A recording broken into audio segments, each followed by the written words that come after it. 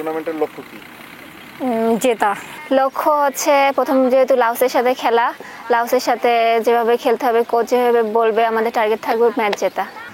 আমরা কালকে বাংলাদেশ থেকে আসছি, সকালে প্র্যাকটিস ছিল, অনেক ভালো প্র্যাকটিস করছি। আমরা ম্যাচের জন্য প্রস্তুত হচ্ছি। টুর্নামেন্টের লক্ষ্য কি? জেতা।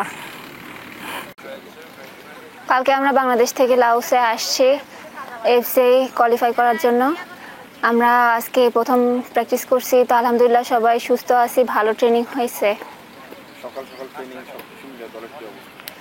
আমরা সবাই ভালোভাবেই প্র্যাকটিস করছি, সবার মন মেজাজ ভালোই আছে। নতুন দেশ ঘুরতেছি, ভালো লাগতেছে, দেখে দেখে আসতেছি, ভালো লাগতেছে।